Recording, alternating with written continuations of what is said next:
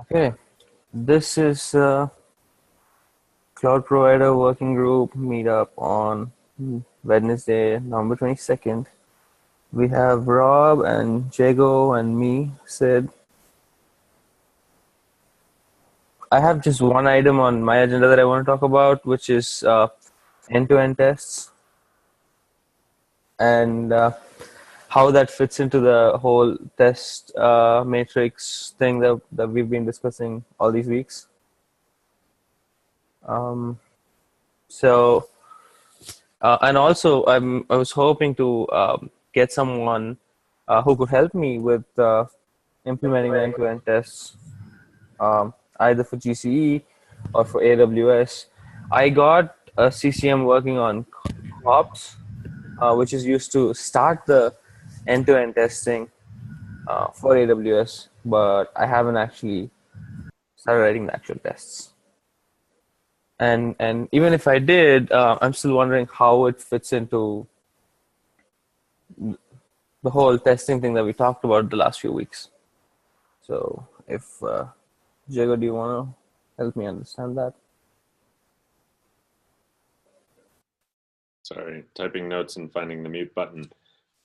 Yes, so the basic mechanism is that there's an API for posting the JSON documents that power test grid to GCS. They're just JSON documents in GCS buckets is my understanding. And then test grid is a UI that exposes that data. So Lucas had pointed us to the Federation tests as a starting point for how to access that API, which according to him is non-obvious in many ways. I think he can provide some guidance and context, but I have not seen the document that he planned to put together to write that up somewhat.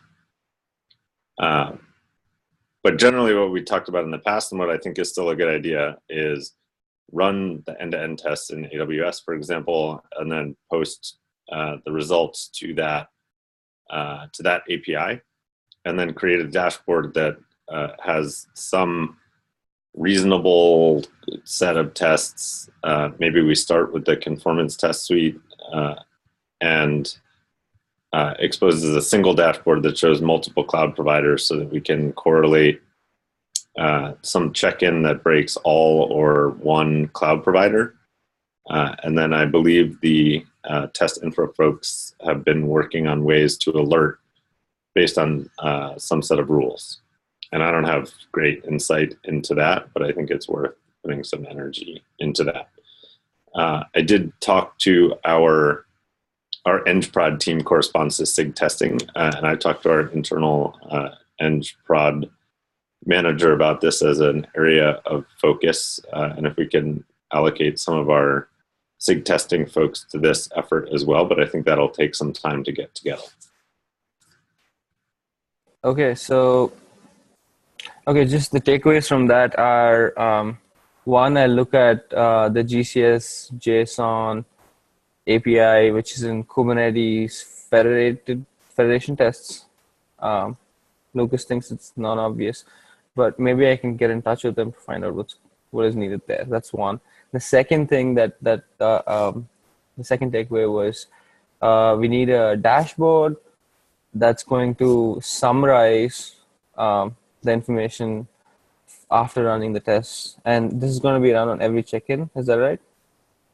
I think that will be up to the cloud provider. I think there are probably cost and signal trade-offs to be made. How quickly do you want to learn that something is broken? Okay. Versus how much do you pay for running the tests? Running all the tests on every check-in, I can tell you, is quite expensive, having looked at our bills. So I don't know that every cloud provider will run every test, every E2E test on every check-in. But if we have some starting point, like the conformance test suite or something where you can tell that something is clearly completely broken, that seems like a good starting point to me. Okay. All right. that makes sense and that sounds good. All right, so yeah, those are actionable, and I can follow up on those. We can move on to the next topics. I know Rob made a pull request for uh, the reversal of data flow in kubelet while initializing the TLS cert. Rob, the last I checked, I think we needed reviews from SIG. I don't remember which one. We need reviews from another SIG, which is related to kubelet. SIGAuth, I think. SIGNUG and SIGAuth. Okay. Okay, SIGNode and SIGAuth. Would you? Is there is there anything we can do to help push it forward? I think Or is there some just work? get, we just need to get some reviewers, some people poking at it and looking at it. I think it kind of got put on the back burner because there just wasn't enough time before 1.9. Right. But we need to keep pushing because if it gets stale, it's going to get forgotten soon. Yeah, we need to get that. I know that Jordan is interested in it, but I just didn't think it could be done for 1.9. So once 1.9 is out, so after Thanksgiving, I can certainly poke him. Okay. Maybe even I can ping on that pull request. Just trying to refresh it.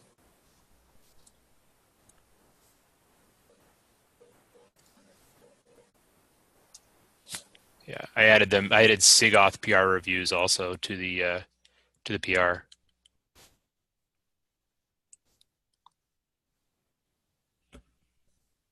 Cool. Walter, I reviewed the fix loop and plugin control PR a few weeks back, and it looked good back then. And it sound. I mean, I noticed a bunch more check-ins into it during the last couple of days. Yeah. That was just fixing the feedback that you and one of the other reviewers had, and then trying to get it rebased and good to go.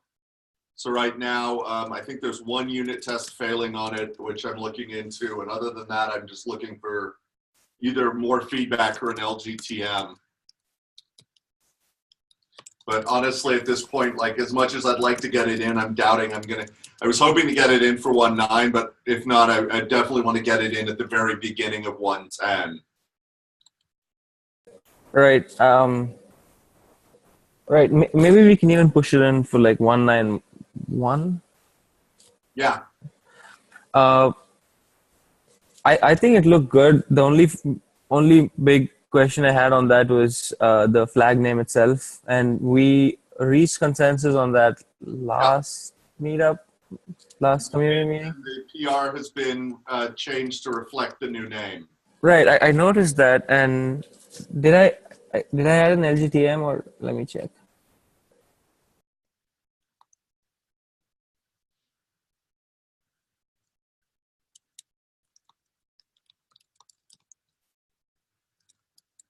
So Sid, let's deal with this offline unless we don't really need to keep anyone else waiting on it. Okay. All right.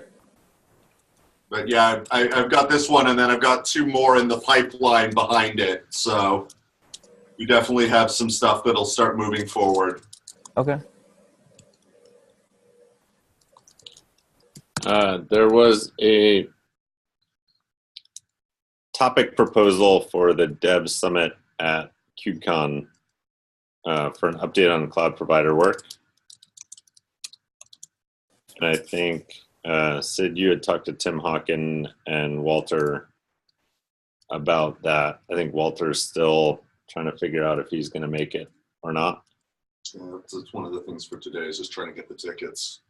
So either way, I think putting together an update is a good idea, even if the voting process means the update at the Dev Summit doesn't happen. I think we should do that in the community meeting in some way. So maybe update on what either does or doesn't get into 1.9, but is essentially complete today, and starting to put together a forward-looking plan, both for new cloud providers arriving at the project, and I think probably of equal or greater importance to many is the plan for migration of existing code in tree to out of tree, and what the concept on timeline for that is. So yes, I can put together a full update on all those, starting with all of the things we've achieved, all of the functionality that's possible with the CCM model. Then with Walter's PR, that will include volumes as well. And then how new cloud providers can integrate with Kubernetes, and also how existing ones are going to move out. So 4 sections. The thing is, it's likely that I won't be able to attend the Dev Summit. I'll still put together the updates, and maybe you could talk about it, Jago. Sure, I can talk about it, or we can give an update that it's not the best time to give an update with the people who are in attendance. If Walter's able to pull it together, then I'd feel better about it, but would like one of you guys to be there just to talk more concretely about the work that you've been doing. I've been coordinating, but I don't honestly know a lot of what Walter's been working on deeply enough to answer questions in that forum. But I think the work to put together the doc or slides or whatever is most useful is worthwhile in either event. And either it happens at KubeCon Dev Summit or it's an update at the community meeting. But I think this is good timing to give an update to the community and more broadly than has been happening in this small working group. Right. Yeah, so maybe we could even do it this way. What we can do is I'll put together a documentation with everything that's happened, and the biggest reason I can't make it for Dev Summit is, again, hotel and tickets. I recently just got my individual contributor KubeCon tickets, but these places to stay are very difficult to find right now. So what I'm doing, or what I'm thinking of doing, is taking an overnight flight and then flying out of there the next night. So I'll be there just for one day, because I'm not trying to sell or buy anything. So I don't have much many other things to do other than to meet people. So yeah, so that's on Tuesday, the Developer Summit. And I think that the rest of it is maybe of limited use for you specifically. But there are overlapping efforts in some of the agenda items for the Dev Summit I think would be of interest to you too. So let us know either way if that's going to work out. Okay. But I think orthogonal to that is putting together kind of a status update and clearly communicating status and direction to the community. And generally it's the work that has been done for new cloud providers, what's possible with the CCM today, the outstanding work to be done on the volume side, and there are expectations for how it works today and how it will work when CSI is available. And then the corresponding part of that is what happens to the 7 in-tree cloud providers and on what timeline. And I think we can help with that. Yes, I'll put that together. Yeah, just one last thing I wanted to add to that was I can join the Dev Summit online. True. So if you're giving the update, I'd still be there. Okay, great. So, that might work out for us. Okay, that sounds good.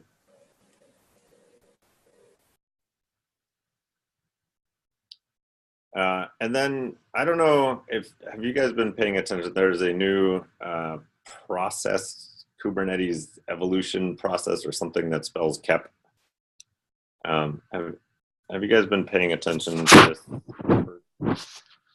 This is the first I'm hearing of it. Do you have a link or something you can share, or can you tell us more about it? Share a link. I was just looking at it, but it seems like this project seems like the kind of thing that someone would have suggested start life as a KEP had KEP existed at that point. I think it's sort of in bootstrapping phase. I have too many tabs open and I can't find it, but I will post it to the Slack channel. And somewhere I will find it.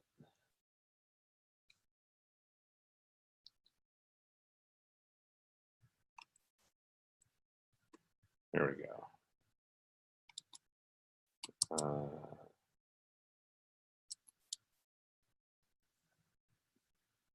Okay, so where is that?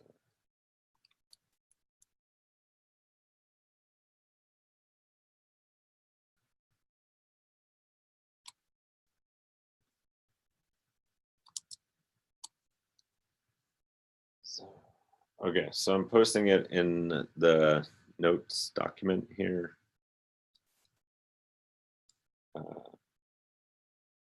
As a link on the KEP.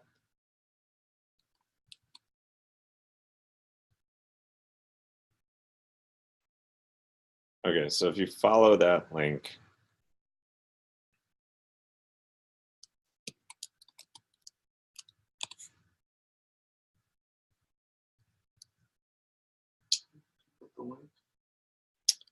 in the document, I will drop it in the Slack channel as well if you're not looking at the document. Oh, yes, okay, there you go.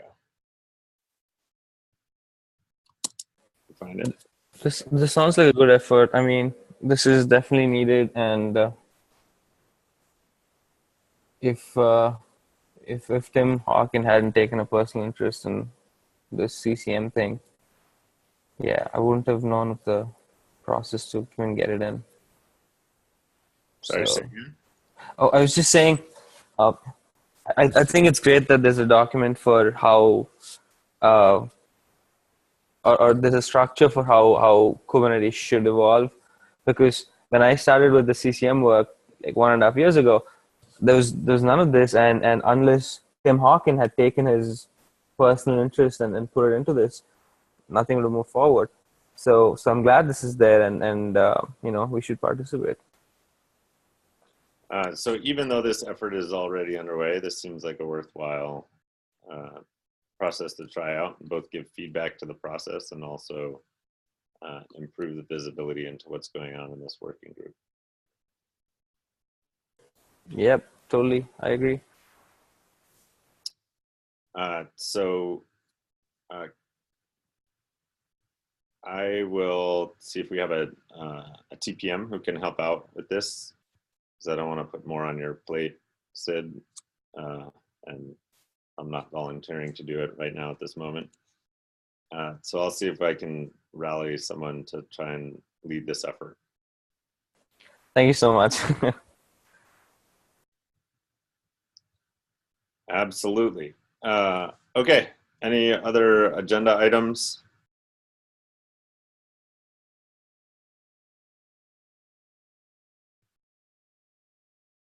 I guess that's it. Okay. Thank you, everybody. Keeping it quick and efficient. And happy Thanksgiving to everyone. Yeah, you Happy too. Thanksgiving, everyone. Yeah, happy Thanksgiving to everyone. Bye. Bye. Bye. Bye.